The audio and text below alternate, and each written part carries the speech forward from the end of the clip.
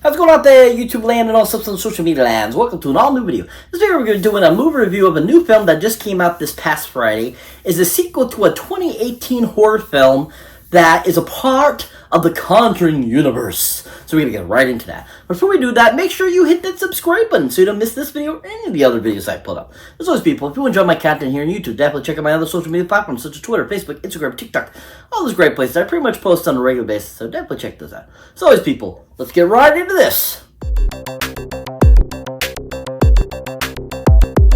So welcome one and all to an all-new video. In this video, we're going to be doing a movie review of a new film that just came out this past Friday and is a sequel to a 2018 Conjuring Universe film called The Nun 2. Yeah, The Nun 2. Yeah. So Nun 2, like I said, just came out this past Friday. It's a sequel to the 2018 film The Nun, and also a part of the Conjuring universe that was first started with The Conjuring back in 2013.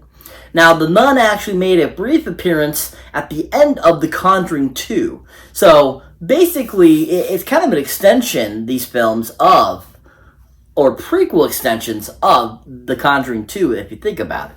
But overall, this movie is just a really interesting film that was really enjoyable, really fun, and not quite as good as the first film, but definitely has a lot of great attributes that were really fun and made it a really enjoyable film.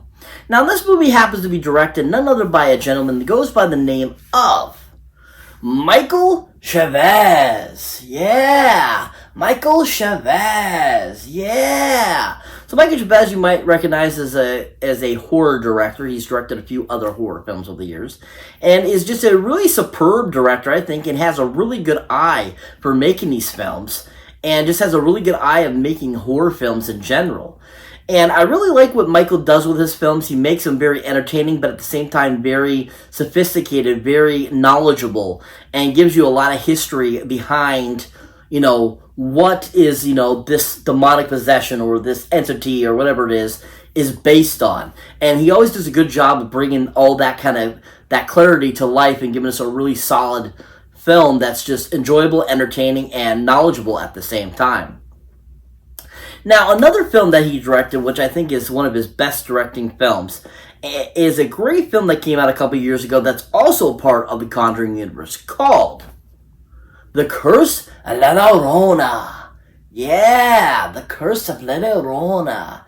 Yeah, this is a superb film. One of the first films I saw of the Conjuring universe in theaters, and it's just a superb film starring Linda Cardellini, and Michael Chavez did a great job of giving us this film. I loved the time period that it takes place in. I loved everything he did with the film. The cinematography, the lighting, the story, the acting, the score.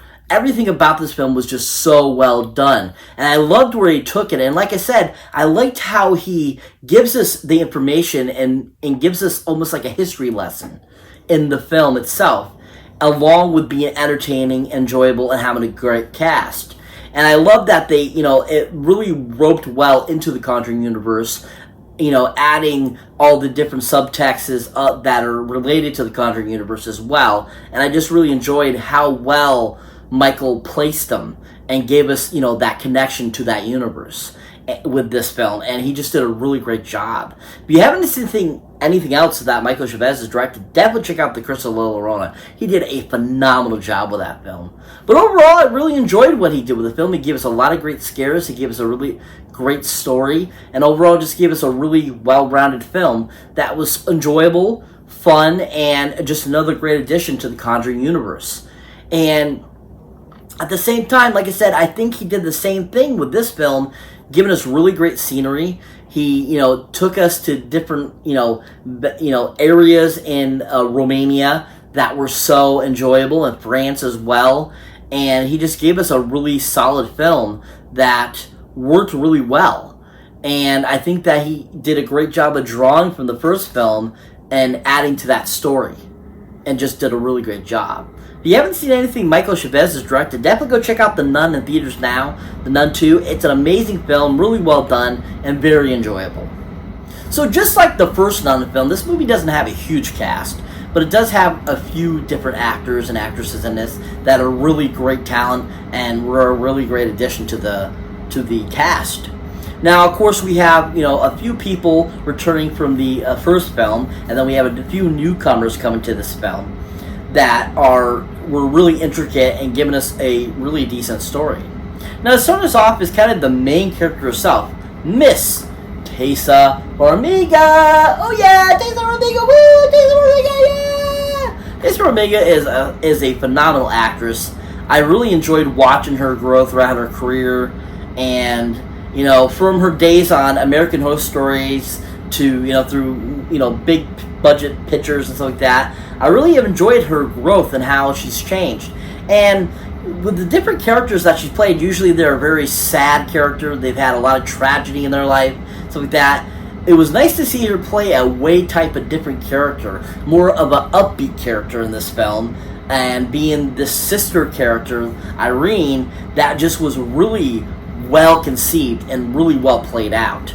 And I just thought Taysa did a great job of bringing that to life and giving us a really solid performance in this film, in both films, that really carried on to this one and just really was the star. She really was fantastic and really worked well with everyone and gave us a really fantastic performance that I think is her best performances to date. Honestly, I think this is one of her, these two last films, The Nun and Nun 2, are her best things I've seen her play in, and I just really enjoyed her in them.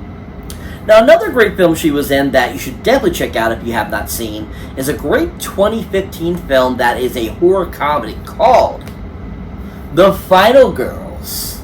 Yeah, The Final Girls. Oh my god, this movie is so fantastic.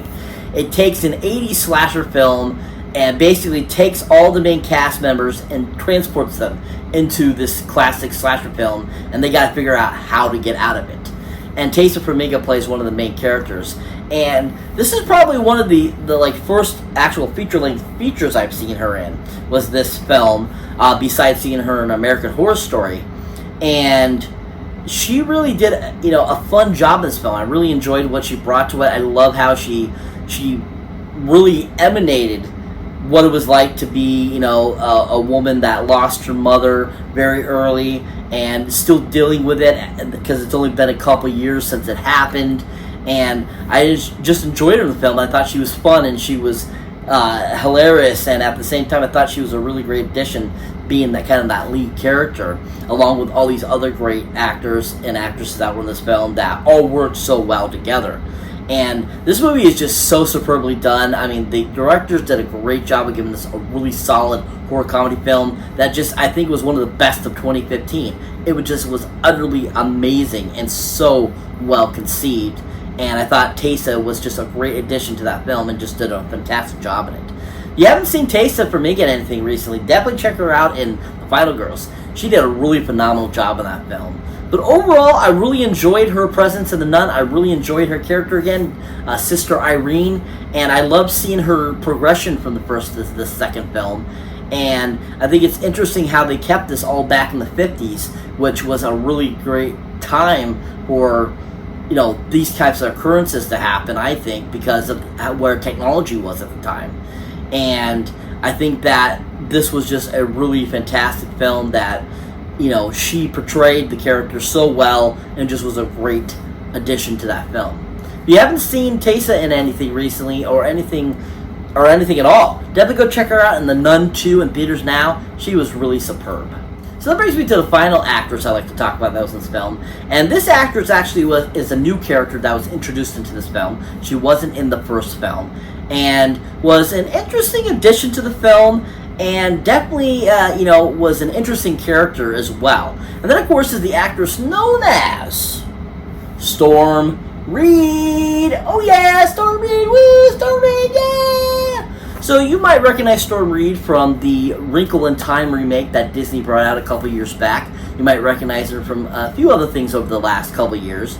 And is a pretty well, rehearsed actress that, coming up and coming actress that it has some pretty good acting chops.